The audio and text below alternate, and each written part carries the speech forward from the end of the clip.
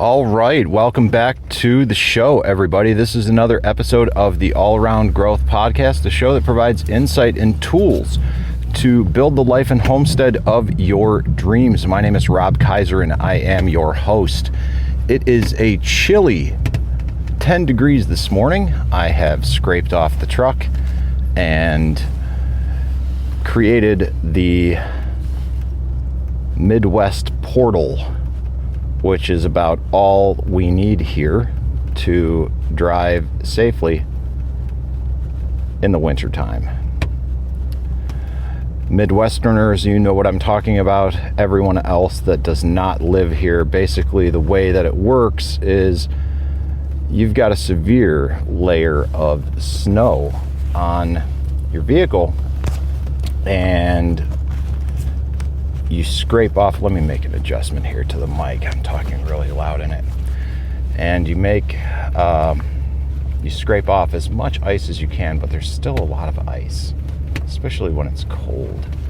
So you just scrape out a little portal. All right.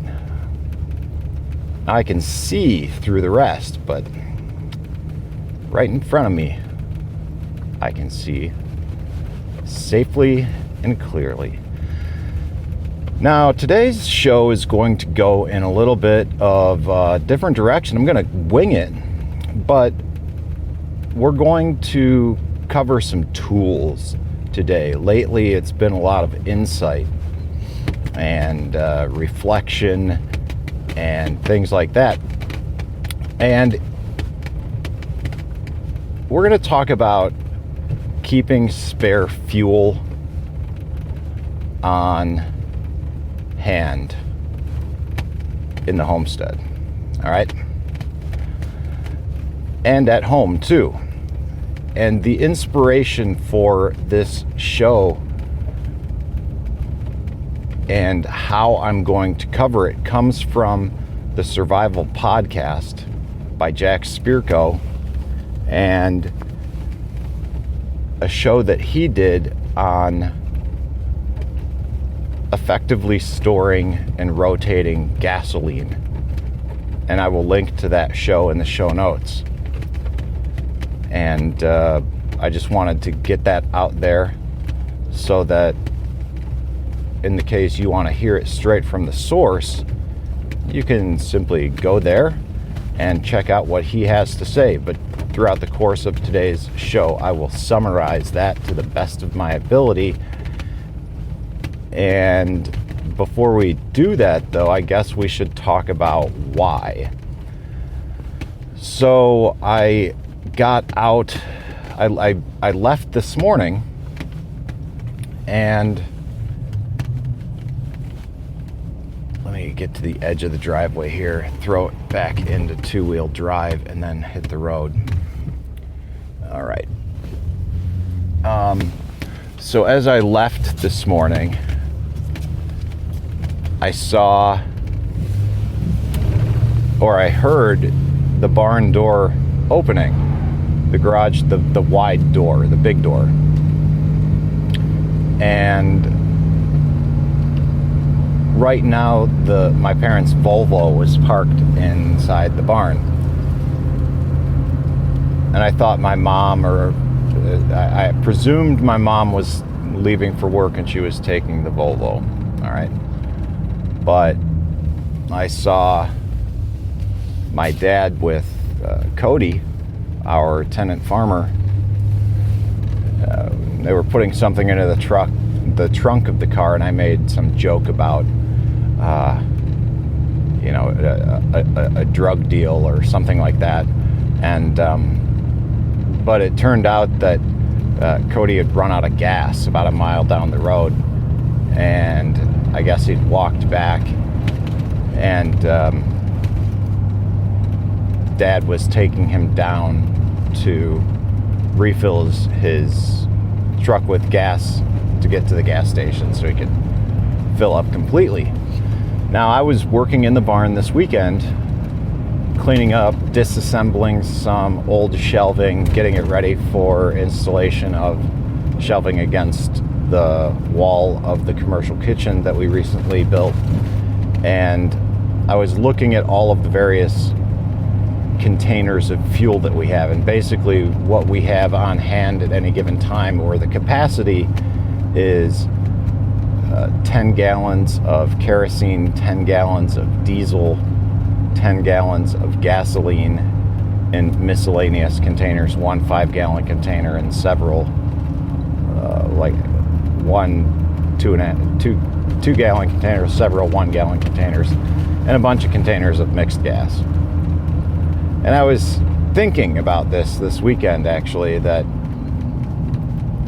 we should probably get some gas because there wasn't much in the 5-gallon container. And we should also get some diesel because there wasn't much in the 2 5-gallon cans. And we had plenty of kerosene because I'm running a heater, a forced air heater, in the barn while I'm working, and so there's plenty of kerosene. But one of the preps, for lack of a better term, that I am personally lacking on is my fuel storage. And ironically enough, just within 48 hours of thinking about our current fuel stores, we find ourselves in a position where some extra fuel stores would really have been beneficial in this case, because we all get to a point where we either run out of gas ourselves or a loved one runs out of gas, and it's always good to be able to help if we are not in that position ourselves. So to best be able to do that, and in addition to being able to support the new, to me, generator that I purchased last year, it would be good to up those fuel stores. So how do you do it? And how do you keep a good amount of gasoline on hand? And why should you do it? All right. Well, first of all, in our case, why? We have a generator and multiple refrigerators and freezers to support the various people that live here and work here. And while we have a generator, if we were to lose power for an extended amount of time, we would have to be making multiple trips to obtain fuel. And if we were to lose power for an extended period of time, especially since we are on a main route, that would be a problem because excuse me, because we are on a main road. If there was power out for an extended period of time, that would indicate that there was a serious problem. And this is something to consider when you are thinking about your own situation with regard to your needs, especially for power, right?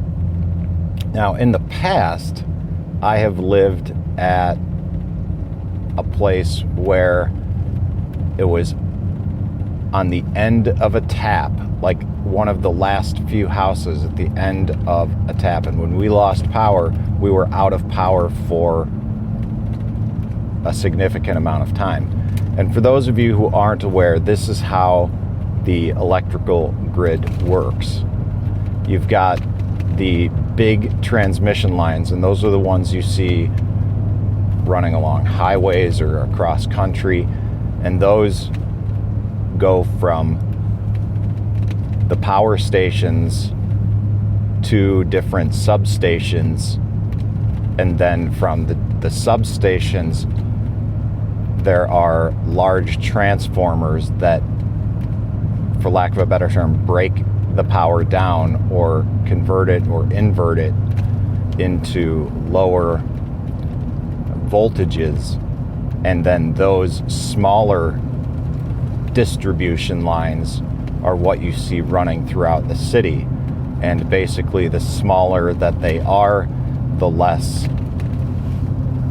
customers they feed. And when there is an outage,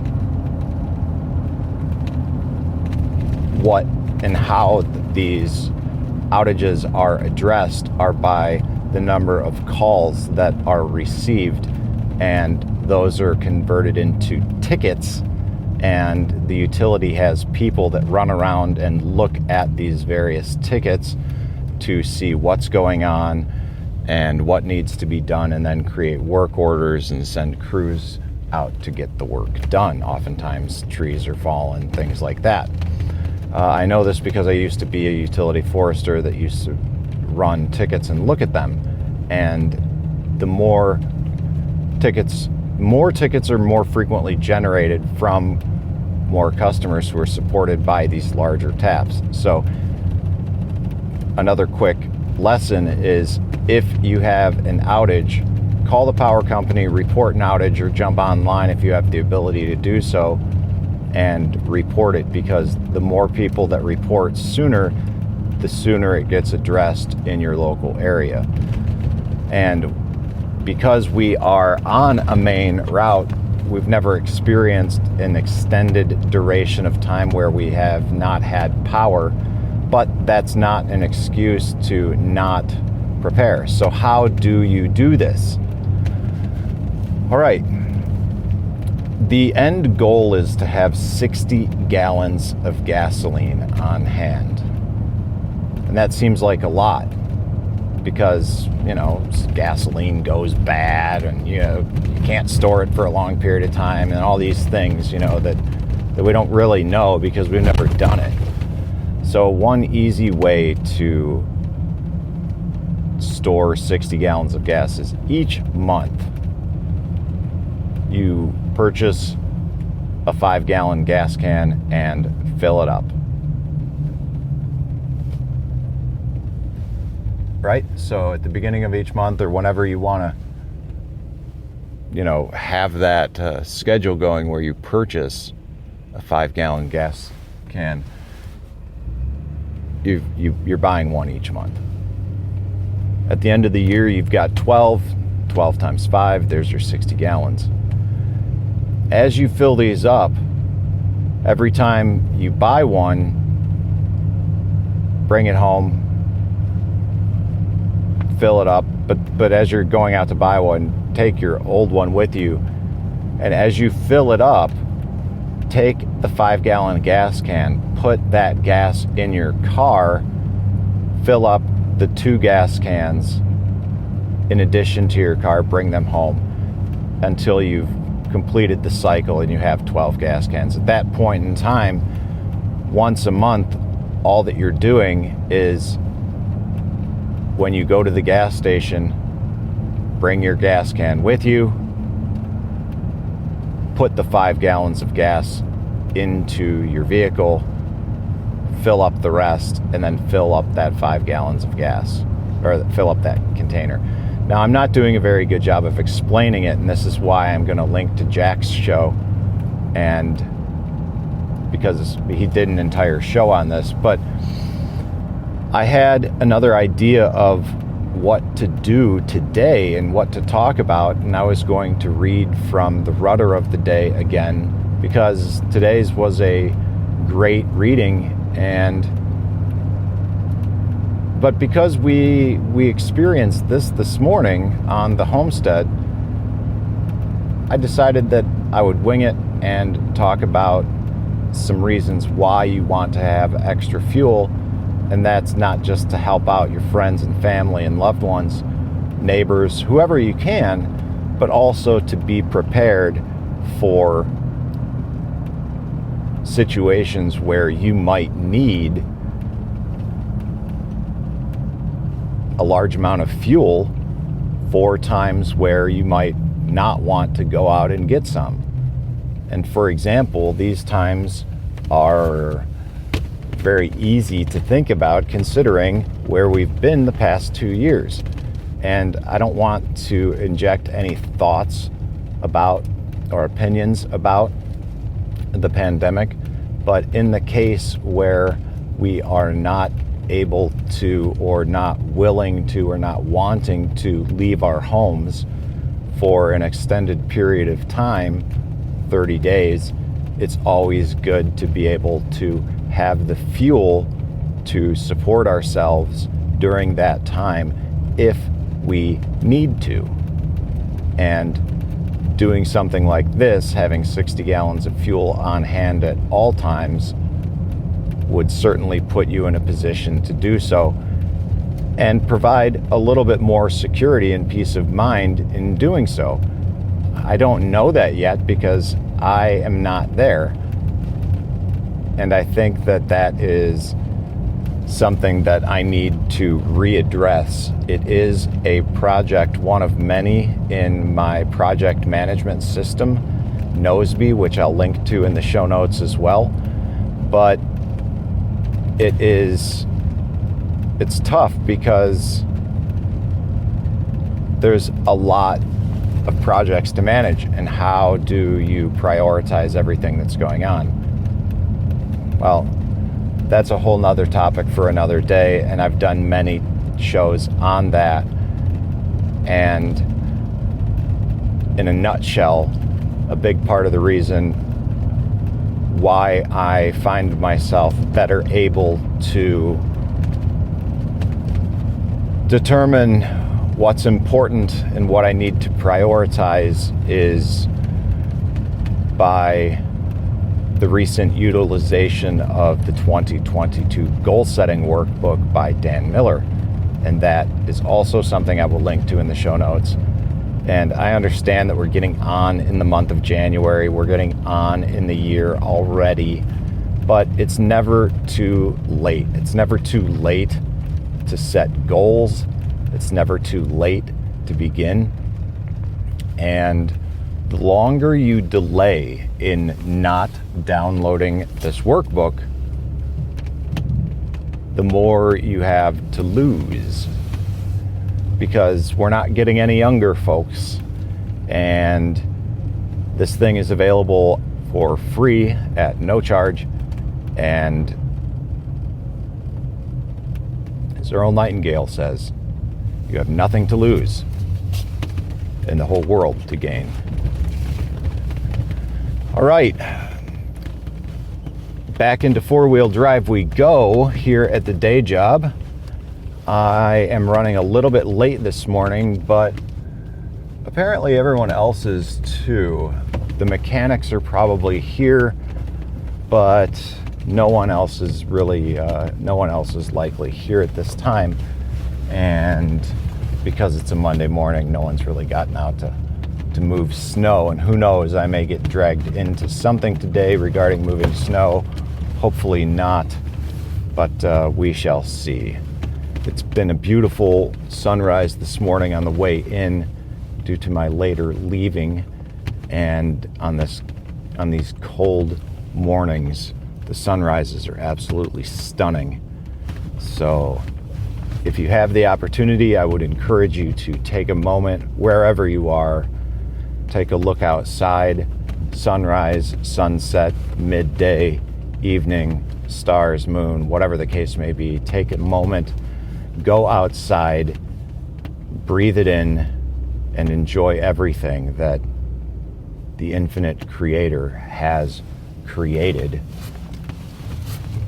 for you. Because we only have one life.